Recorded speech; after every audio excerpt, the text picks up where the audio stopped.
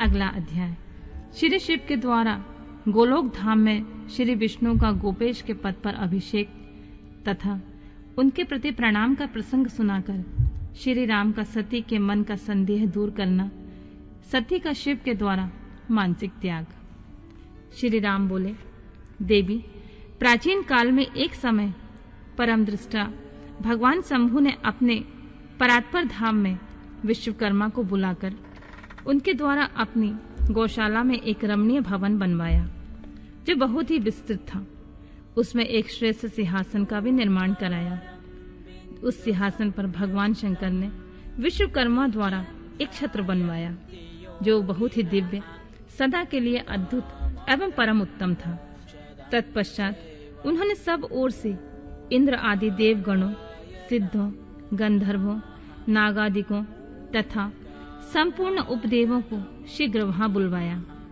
समस्त वेदों और आगमों को, पुत्रों सहित ब्रह्मा जी को, मुनियों को, अप्सराओं तथा समस्त देवियों को जो नाना प्रकार की वस्तुओं से संपन्न थी, आमंत्रित किया।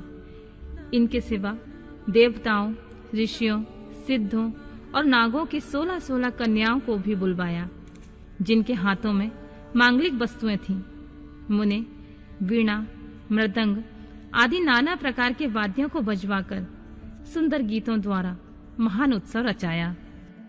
संपूर्ण औषधियों के साथ राज्याभिषेक के योग्य द्रव्य एकत्रित किए। प्रत्यक्ष तीर्थों के जलों से भरे हुए 5 कलश भी मंगवाए गए। इनके सिवा और भी बहुत सी दिव्य सामग्रियों को भगवान शंकर ने अपने पार्षदों द्वारा मंगवाया और वहां उच्च स्वर में वेद मंत्रों का घोष करवाया। देवी, भगवान विष्णु की पूर्ण भक्ति से महेश्वर देव सदा प्रसन्न रहते थे। इसलिए उन्होंने प्रीति युक्त हृदय से श्री हरि को वैकुंठ से बुलवाया और शुभ मुहूर्त में श्री हरि को उस श्रेष्ठ सिंहासन पर बैठाया। महादेव जी ने स्वयं ही प्रेम पूर्वक उन्हें सब प्रकार के आभूषणों से विभूषित किया।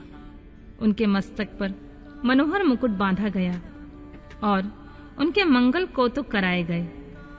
ये सब हो जाने के बाद महेश्वर ने स्वयं ब्रह्मांड मंडप में श्री हरि का अभिषेक किया और उन्हें अपना वह सारा ऐश्वर्य प्रदान किया जो दूसरों के पास नहीं था। तदनंतर स्वतंत्र ईश्वर भक्त वत्सल शंभु ने श्री हरि का स्तवन किया और अपनी पराधीनता को सर्वत्र प्रसिद्ध करते हुए वे लोककर्ता ब्रह्मा से इस प्रकार बोले, लोकेश, आज से मेरी आज्ञा के अनुसार ये विष्णु हरि स्वयं मेरे वंदनीय हो गए हैं। इस बात को सभी सुन रहे हैं तात। तुम संपूर्ण देवता आदि के साथ श्री हरि को प्रणाम करो और ये वेद मेरी आज्ञा से मेरी ही तरह इन श्री हरि का वर्णन करो।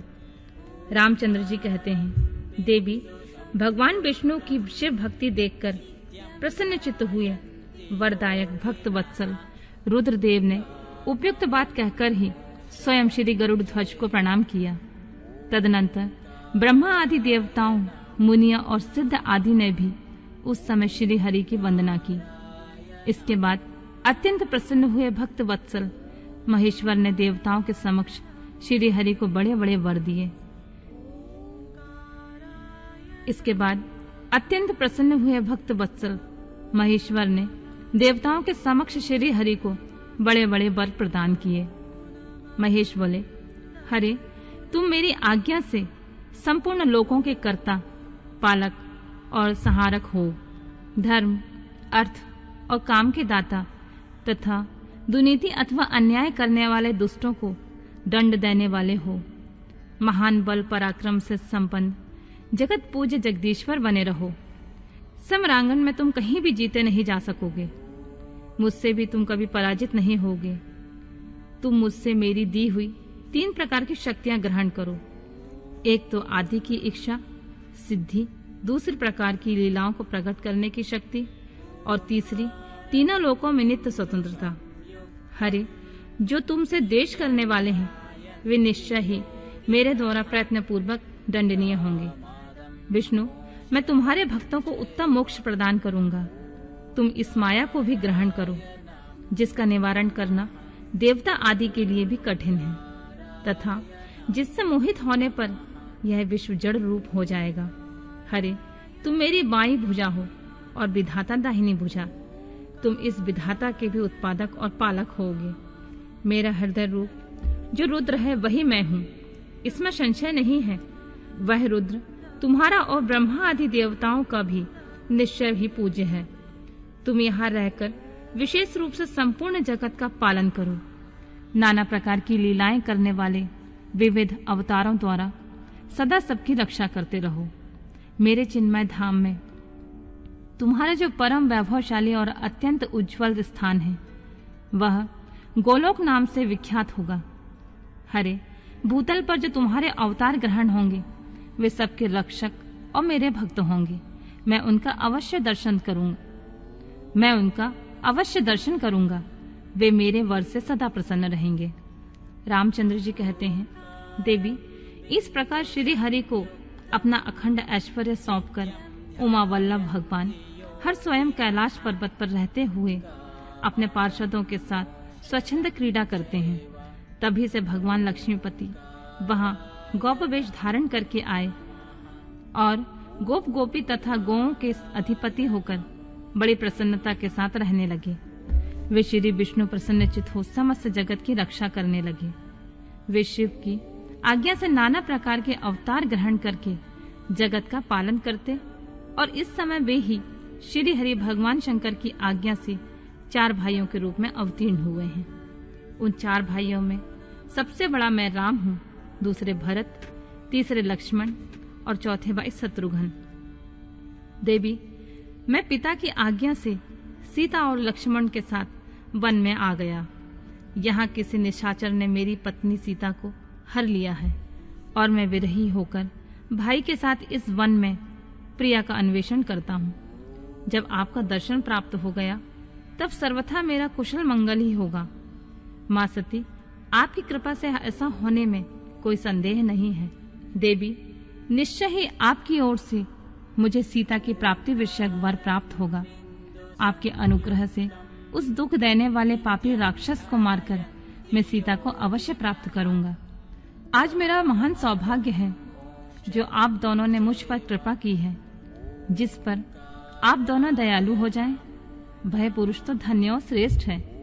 इस प्रकार बहुत सी बातें कहकर कल्याणमयी सीता देवी को प्रणाम करके रघुकुल शिरोमणि श्री राम उनकी आज्ञा से उस वन में विचरने लगे। पवित्र हृदय वाले श्री राम की यह बात सुनकर सती मन ही मन शिव भक्ति पारायण रघुनाथ जी की प्रशंसा करते हुए प्रसन्न हुई और अपने कर्म को याद करके उनके मन में बड़ा शोक हुआ।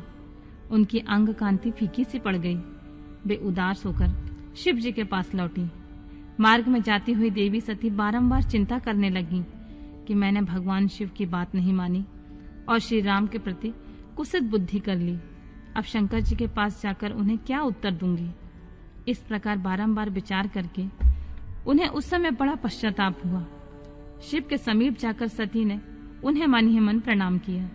उनके मुख पर विषाद छा गया था और शोक से व्याकुल तथा निस्तेज हो गई थी।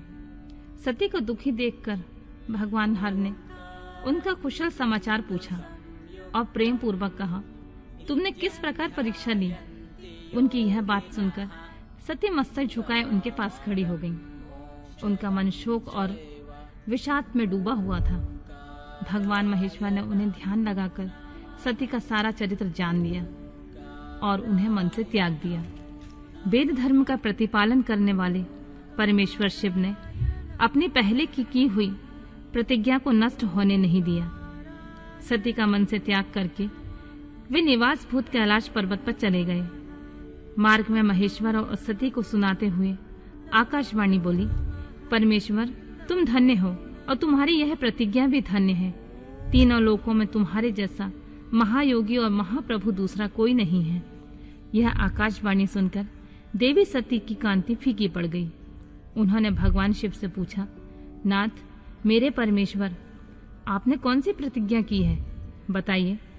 सती के इस प्रकार पूछने पर भी उनका हित चाहने वाले प्रभु ने पहले अपने विवाह के विषय में भगवान विष्णु के सामने जो प्रतिज्ञा की थी उसे नहीं बताया। मुने, उस समय सती ने अपने प्राण वल्लभ पति भगवान शिव का ध्यान करके उनके समस्त कारण को जान लिया, जिससे उनके प्रियतम ने उन्हें त्याग दिया था। शंभु ने मेरा त्याग कर दिया। इस बात को जानकर दक्ष कन्या सती शीघ्र ही अत्यंत शोक में डूब गई और बारंबार सिसकने लगी। सती के मनोभाव को जानकर शिव ने उनके लिए जो प्रतिज्ञा की थी उसे गुप्त ही रखा और वे दूसरी बहुत सी कथाएं कहने लगे। नाना प्रकार की कथाएं कहते हुए वे सती के साथ कैलाश पर जा पहुंचे। श्रेष्ठ आसन पर स्थित हो चिरवृत्तियों के निरोध पूर्वक समाधि लगा अपने स्वरूप का ध्यान करने लगे। सती मन में अत्यंत विषाद ले अपने उस धाम में रहने लगी। मुने, शिवा और शिव के उस चरित्र को कोई नहीं जानता था।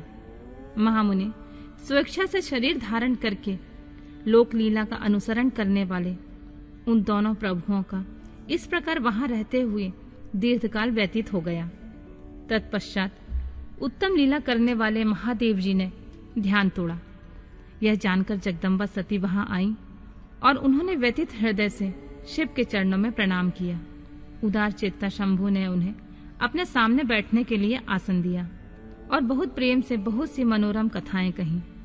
उन्होंने वैसी ही लीला करके सती के शोक को तत्काल दूर कर दिया। वे पूर्ववत सुखी हो गईं। फिर भी शिव ने अपनी प्रतिज्ञा को नहीं छोड़ा। तात परमेश्वर शिव के विषय में यह कोई आश्चर्य की बात नहीं समझनी चाहिए। मुनि लोग शिवा और शिव की ऐसी ही कथा कहते हैं।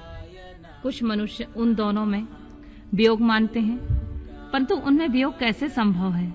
शिवा और शिव के चरित्र को वास्तविक रूप से कौन जानता है? वे दोनों सदा अपनी इच्छा से खेलते और भांति भांति लीलाएं करते हैं। सती और शिव वाणी और अर्थ की भांति एक दूसरे से नित्य संयुक्त हैं। उन दोनों का वियोग होना असंभव है। उनकी इच्छा से ही उनमें लीला वियोग हो सकता है।